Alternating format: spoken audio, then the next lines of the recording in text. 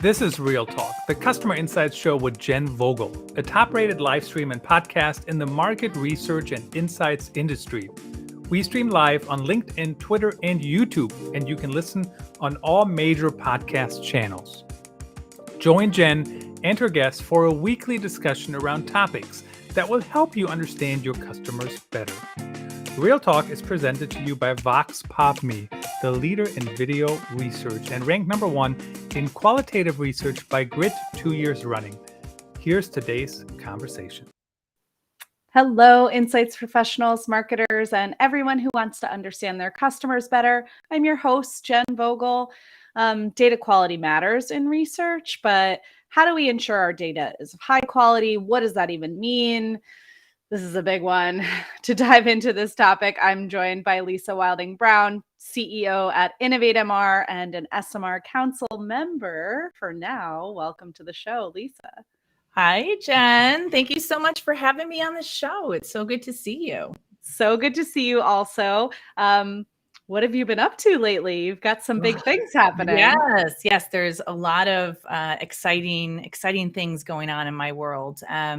So I am running for re-election for the ESOMAR Council. I've been on council for the last 2 years, and voting is open right now. In fact, voting closes tomorrow. So for those that are procrastinating, you have very little time left to submit your votes, but please, exercise your right to vote. And if you are a current member of ESOMAR, you should have received an email to do so a couple weeks back. So you can go ahead and submit your votes. And then the announcement will be made on November 3rd on who will be the new council to take us forward for the next term. So really looking forward. I've been going on a few different podcasts over the last couple of weeks and just sharing what I've been up to. I've been really involved in the council for the last couple of years.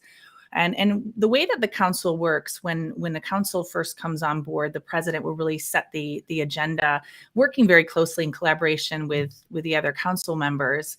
And so there were several different steering committees that surfaced when our term got together, and I put my hat in the ring for a few different steering committees. One is the Young ESOMAR Society, which is an initiative that I hold very near and dear to my heart. It's for young researchers, people that are newer to the profession, under the age of 30. And the initiative is really designed to pair those individuals with more established people in the space and certainly give them opportunities for different webinars, community circles, and networking opportunities for them to just get more established in the industry and make a quicker impact.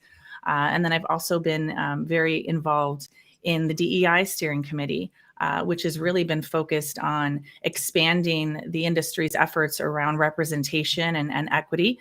And so there's been a series of community circles. And most recently at ESOMAR Congress, we announced a new repository, a library of sorts that brings together all the great thinking and content that various associations and different collectives and consortiums have put out there, so that we really have a nice resource for our members that, is vetted and really representative of all the great work that's being done on DEI across the world.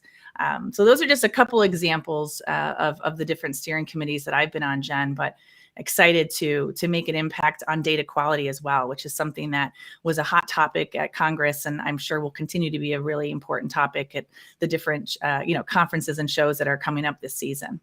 Yeah, absolutely. And those committees that you mentioned are so critical also, and that effort to kind of bring together all the learnings from different orgs and different associations, I think is like so needed right now, because right now there are a lot of disparate resources out there, and having a central repository is so important. So, well, good luck in the elections. Just quickly, like, how can people vote if they don't already know how to access the voting? Yeah. It's funny. I've had even like my mom reached out to me. She's like, can I vote? No, you can't vote, Mom. You have to be a member of ESOMAR. And certainly if you're not a member, it's probably a little bit too late to get in on the action, but I would still encourage folks that are thinking about it or on the fence to get involved. ESOMAR is just a wonderful, wonderful organization. It's really the only global organization that, is 75 years old. So we've been around a really long time. And there's just so much wonderful content, research on research, great networking opportunities. But if you are a member, you would have received an email. So make sure you check your spam folder or your junk folder to make sure it didn't get accidentally, siphoned there. But it's just a simple link. You can put your votes in virtually through a third party that ESOMAR hired to make sure that there's independent review of that.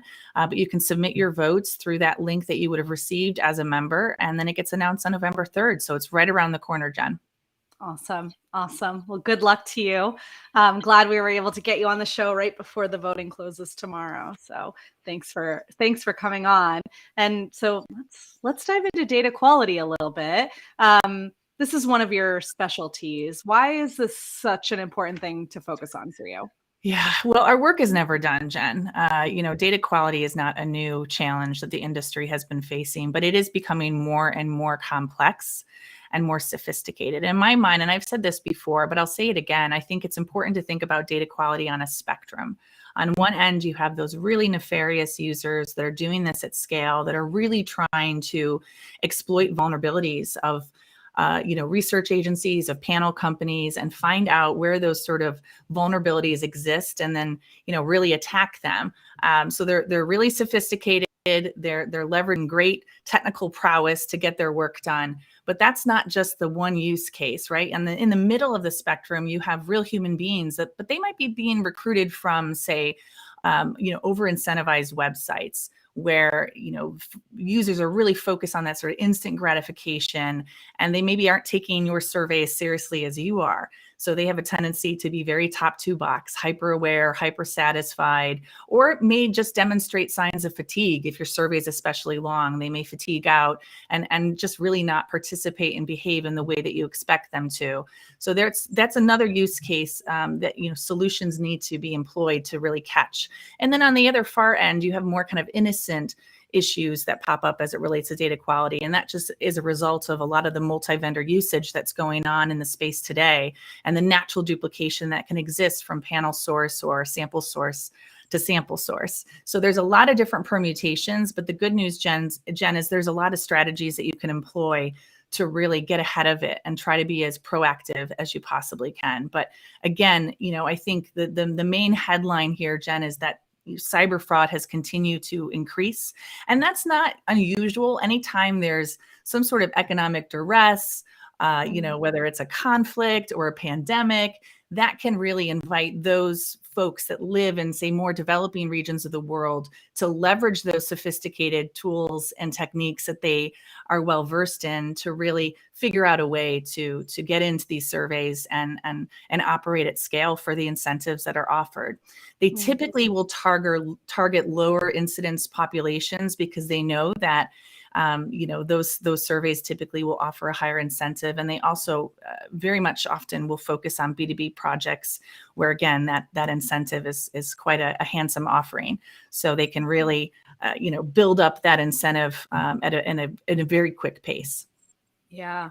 And as they get more sophisticated, like you see it happening as there's new technology that gets put in place to protect surveys from this type of fraud, there are more sophisticated ways of getting around it. And it's like constantly kind of chasing our tails to be able to overcome some of these challenges, because they are just getting smarter and smarter. They really are. They're getting so sophisticated, and the things that they did yesterday are not the things that they're doing today. The things they're doing today are not the things that they're going to be doing in the future. So they're really dynamic, and they're changing their strategies very frequently. And that can make it very difficult for companies to get ahead of. And I think too, we have to sort of step back and say to ourselves, we're not going to fix cyber fraud. Cyber fraud's not going away. It's challenging multi-billion-dollar brands, government agencies. If you were to measure the GDP output of cyber fraud on a global basis, it would be the third largest. And you were sort of calculated as a country in terms of costs, it would be the third largest country after the US and China. So sort of put that into perspective in terms of just the global damages that these fraudsters are able to employ and impact on businesses, large and small. And it's a pretty scary landscape for sure. Yeah. That's really scary when you put it that way. Like, Yeah. I don't want to think about it that way. I think most of us probably don't want to think about it that way, but it's so important to address it. And so with that in mind, that, it's not going away, we're not going to be able to stop this from happening entirely. Like, what is data quality in research? Yeah. I mean, I think I don't want to just the mic here and make everyone instant victims. There is actually a lot that you can do on your side. And I think it starts with who you partner with and really making sure you're putting your suppliers through their paces, asking them, what they're doing to source high quality sample. And there's great resources. So ESOMAR, for example, has an online buying guide for folks that buy sample online. And it's a series of questions. It's actually an expanded view of what was the original document known as the ESOMAR 28. There's several new questions that have been added in that will really help, I think, buyers of sample scrutinize the different types of suppliers and vendors and look at how they're recruiting, how they're incentivizing those users, and really, facilitating the sample procurement process. I think that's number one. That's super key. But sample providers, large and small, all of them have experienced and have been hit with cyber fraud. Anyone that says that they haven't is being completely disingenuous, in my opinion, Jen. And so, it is in a constant evolving situation. And what it really requires is a lot of rigor, a lot of dedication. So making sure there's people on staff that are dedicated to fraud, dedicated to quality, and making sure that all those mitigation tactics are employed. And really, it's a balance between both technological strategies like digital fingerprinting, mobile verification, third-party validation on address, things like that. But there's also methodological strategies that you can employ both pre, during, and post-survey to really, again, scrutinize. So looking for things like speeding and gibberish, looking at open-end responses and evaluating them through, AI or NLP projects that are products that might exist out there to really scrutinize the quality of responses. You don't have to sort of be this passive individual and just hope and pray that you get good sample. I think it really is about being proactive and recognizing that there's lots and lots of layers that you can employ, and you shouldn't just sort of put your stake in the ground and say, okay, I've done digital fingerprinting, I'm sorted. Because what we found in our testing is that digital fingerprinting is definitely a great solution, but it has a tendency to only catch those fraudsters that aren't employing the most sophisticated strategies. You really need to take it to the next level and look at things more holistically, using a lot of different tools and strategies to catch those individuals, because it's much more nebulous to catch. Right. Yeah, that's such a great tip, to kind of have a lot of different strategies that you're kind of working on at once. I mean, what do you think about, you mentioned like natural language processing, AI can kind of help to evaluate survey response.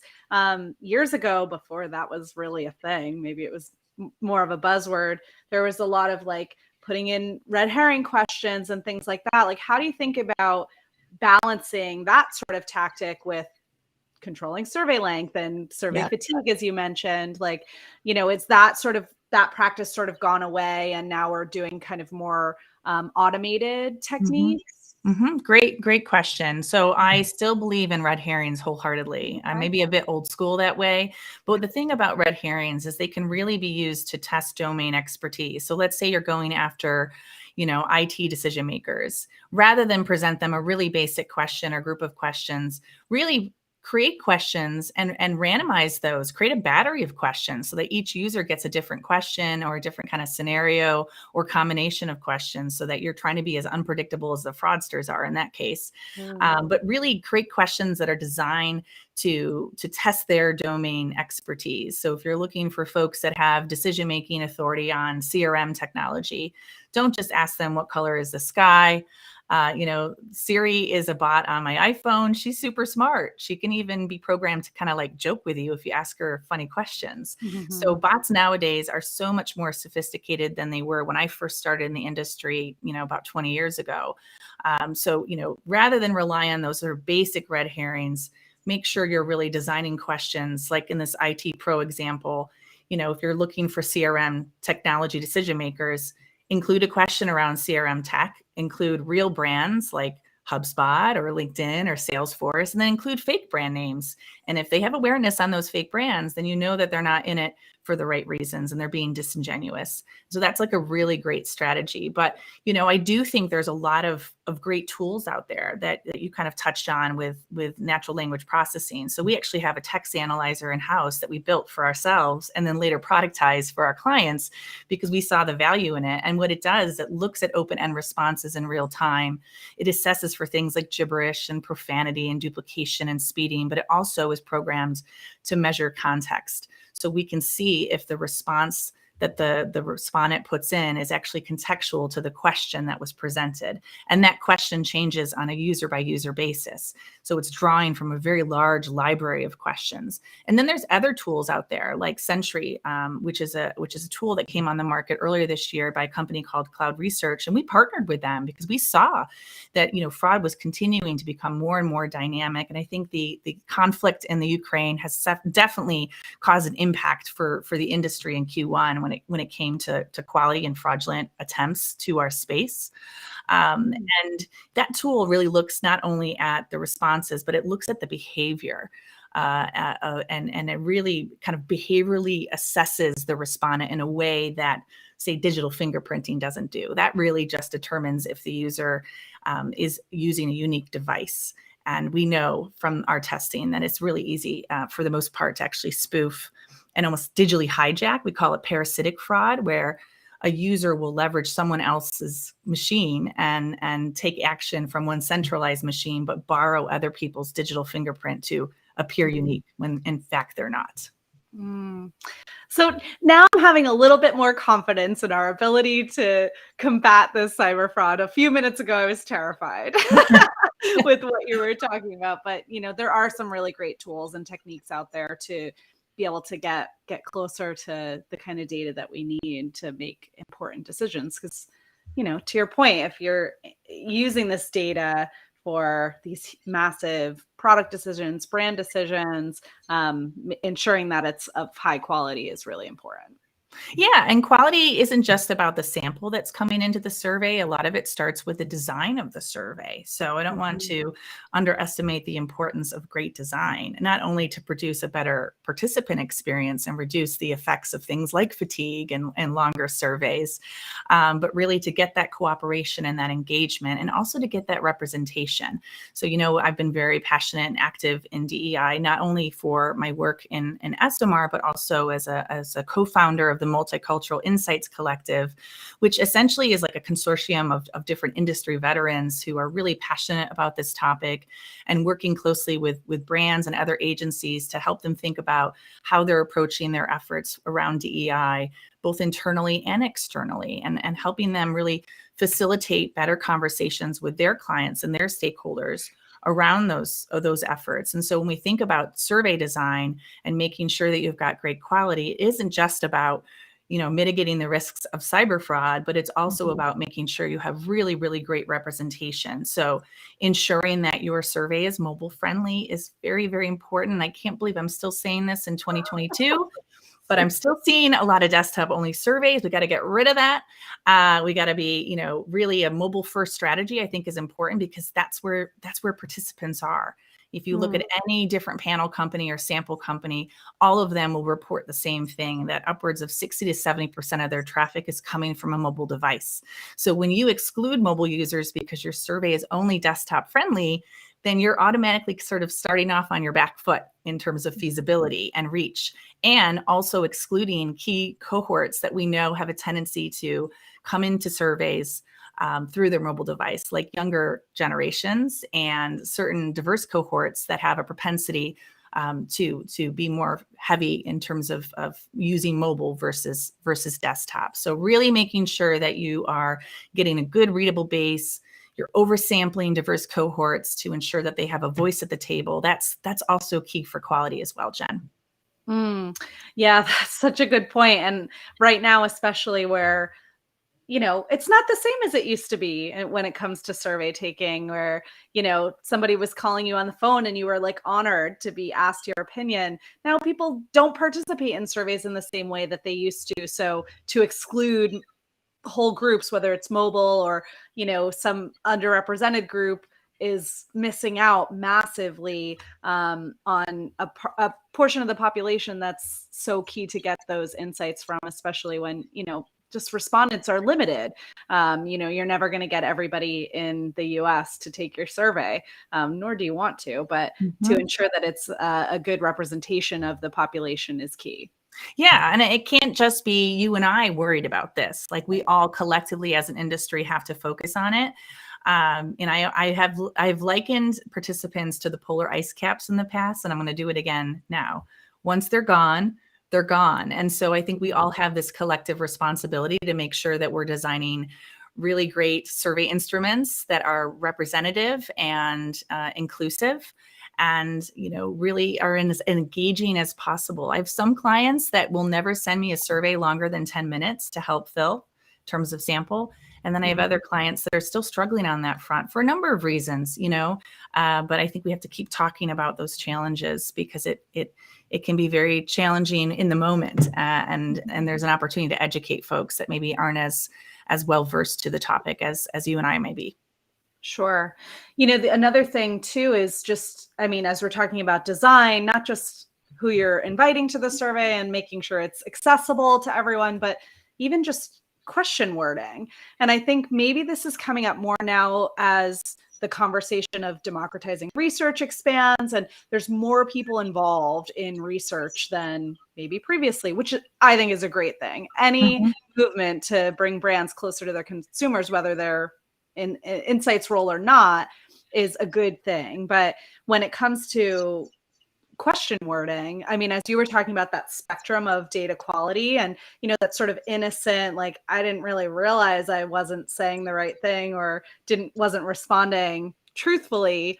A lot of it, that's well within our control, and how we write our screeners or how we write the questions to not lead people down any path or the wrong path to get the right results, right? So, that's just been a topic that we've been talking to our customers about a lot lately. And we've got some resources out there of like how to write a good screener question, right? But that's so key too.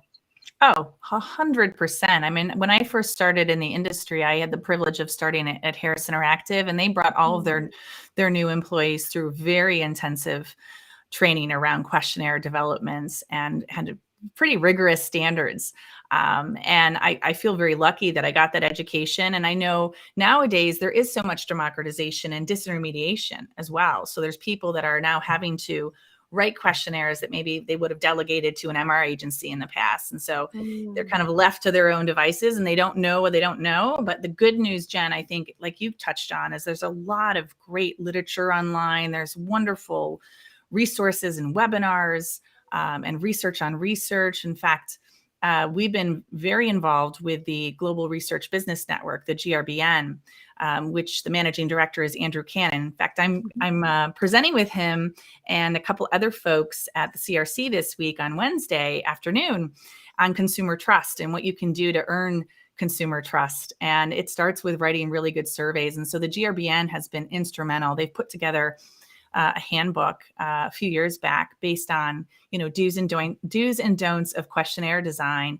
based on that research on research, and refresh that handbook every couple of years. And so it's a wonderful resource. And I would definitely recommend those that are greener in the space or those that need that sort of support around questionnaire design, use those resources through the GRBN, through the Insights Association, through ESOMAR, through the MRS. There's just so many great organizations in our industry that can really help shore up any kind of design deficit that you might be facing. Yeah. Well, I hope to see everybody at CRC this week. I'm excited for that session especially, but that I think is very closely linked with data quality, like consumer trust. Like, any other hints you can give us about that session? Or, well, I think one of the things that's always sort of intrigued me about data quality is, in a perfect world, you would collect loads of private, personally identifiable information from participants so that you have more details to then verify their identity. But at the same time, there's all this concern around consumer privacy.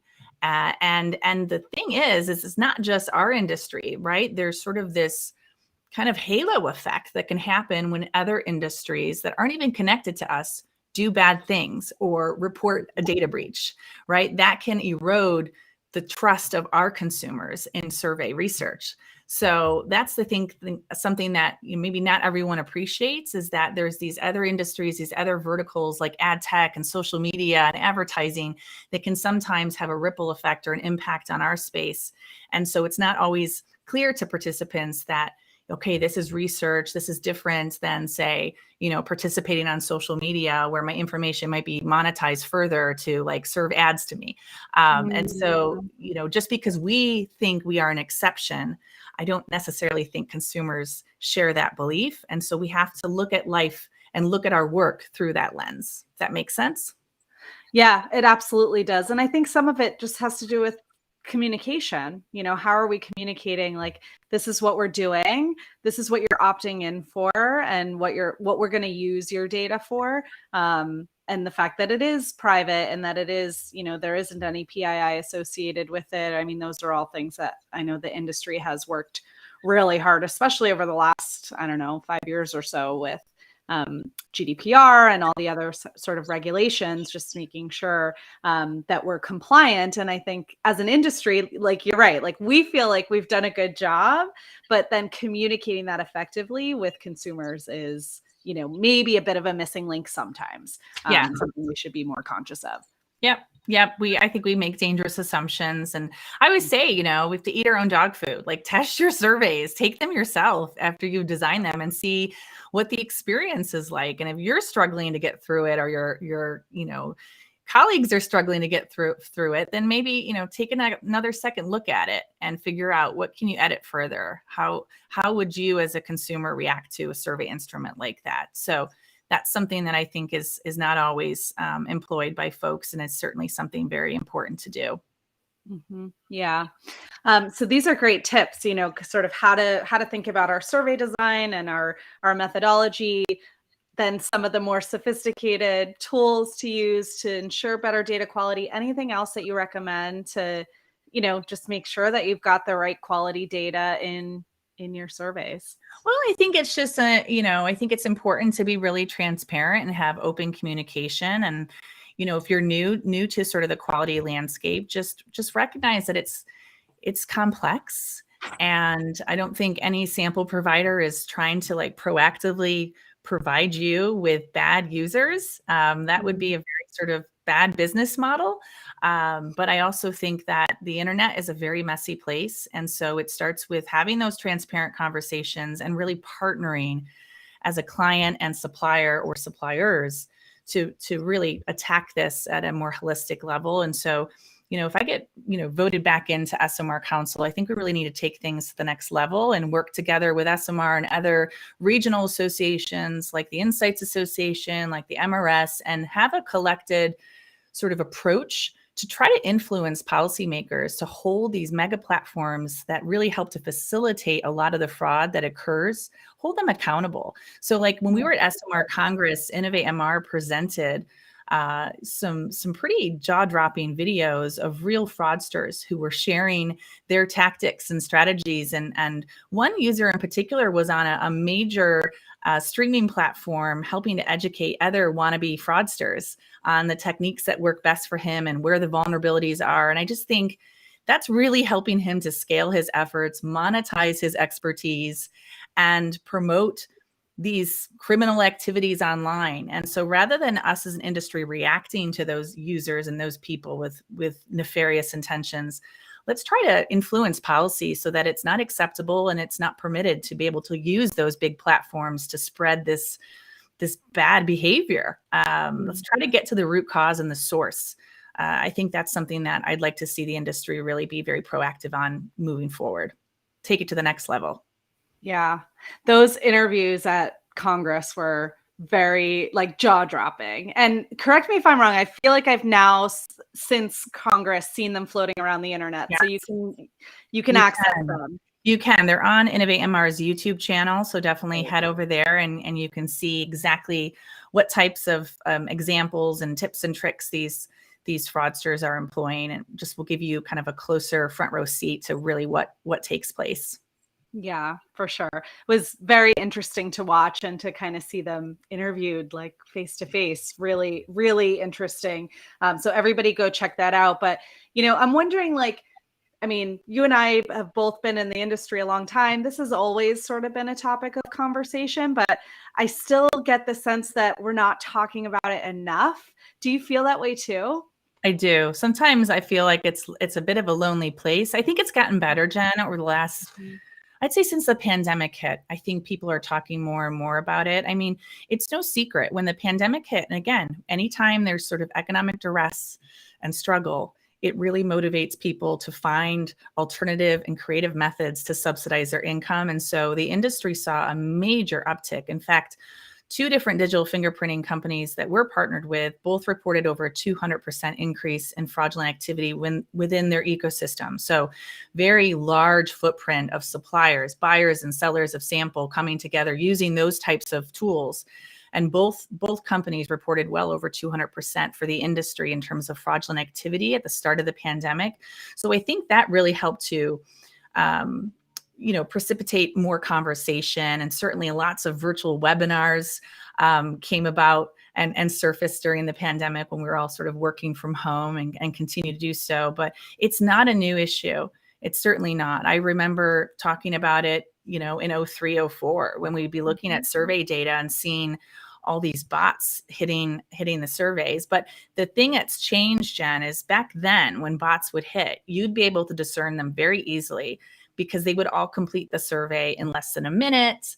They would all be very patterned in their responses. Whereas nowadays, bots, just like NLP has become advanced in scrutinizing open-end text, the bots have gotten more advanced. And so they're much more humanistic in nature. They're programmed to be varied. So each case that comes in is different from the next and the last.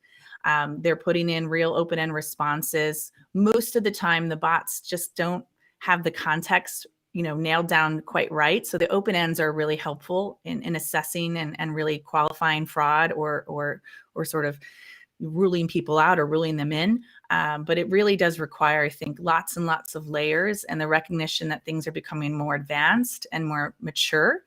Just like online research as a methodology has matured, so have the fraudsters. And so we need to level up and really employ more sophisticated strategies and tools to catch them. Yeah, for sure. Well, it's good to hear you feel like the conversation is kind of picked up a little bit. I think people are afraid, right, to talk about or to acknowledge maybe some of the data quality issues that might be out there because we want to trust in the survey results, and it does take extra thought and effort and time to be worried about this stuff. And so that's hard. It's hard to balance the two, the urgency and the lack of resources with the need to make sure it's really good quality. So it's good that we're kind of getting there, right? I mean, there's always going to be dissonance in data for sure. I mean, that's part and parcel to our work as researchers. But keeping that at a very kind of low percentage of noise in your data set is super key. And so while there's all these great technologies, I still think there's a role for real human beings, researchers, to scrutinize and put in traps and assess each user that comes into the survey instrument itself to really make sure that you're doing adequate cleaning and netting out with a great, full, robust, high quality data set at the end, where you then are using that data set to inform your client of the insights that surfaced during the research. So all is not lost here, Jen. It's just having these open conversations, being transparent, putting in lots of layers will really position you in a great place to maintain the trust that you're looking to build and to earn from your stakeholders. Yeah, amazing. Now, you mentioned your work with the Young ESOMAR Society and that kind of part of your time at ESOMAR Council. What do you think the role of like a newer kind of fresh viewpoint on the industry can have on data quality issues? Oh, I think there's just so much opportunity. And I think a lot of times, Jen, what happens is when you're new to the industry, you feel like you just don't have the agency, or that you're not credentialed to sort of have a point of view. And I think that is 100% wrong. I think everyone, no matter where you come in from the industry, what your level of expertise is, you have a unique and fresh lens that you're looking at life and business through. And so we've really tried to encourage those younger, more greener folks to our industry to share their perspective, because there's a lot to learn. Like, even as a CEO, one of the concepts that we've talked about with, my other colleagues on council is this notion of reverse mentoring. So even though I am, in the industry 20 years and I mentor a lot of people and work closely with my team, there's an opportunity for me to learn from these younger folks. I sound like I'm really aging myself, but, I really think that they can share a unique perspective that, others that are more established just maybe aren't drawing from. And I think as well that we're trying to really attract diversity on a lot of different fronts, and diversity in skill set and expertise. And even coming from other industries into our industry, there's just nothing but benefit that I can see surfacing from that type of engagement and that dynamic. So we should really encourage that. So it's exciting. I love working with folks that are new to the space, because I just think back to when I first started and there weren't any sort of formal mentorship programs. Instead, it was me kind of like eyeing people I really admired and respected in the organizations that I worked at and just trying to like latch onto them and learn from them. But the good news is now there's just so many formalized mentorship programs. So young people just have no excuse, like get involved and you'll just get so much more benefit from it. And your companies will see the benefit of that involvement too. So everyone wins. Yeah. Oh my gosh. You're kind of taking me back a little bit. Like, I wish there were some of those mentorship programs when I first joined the industry. And, I came from another industry, and it was very, very different. And my mentorship was basically somebody handed me like a printed packet that was a basically dictionary of market research terms. Mm-hmm. That was how I got through like my first year. Was like, I would be in a meeting and I'd flip through the book, what are they talking about here, right? I totally know what you're talking about. I remember getting a giant packet as well, and it was just filled with acronyms. That's it. The IR, the CPI, the LOI, the EPC. Like, there's so many acronyms in our industry, and it's all kind of muscle memory for you and I now. But for younger people, I'm sure it's pretty overwhelming. So having like someone that you can call on and ask questions of, and not just one, have multiple people in your network, even if it's more informal, like just say, listen, do you ever mind if I call you and reach out to you with questions?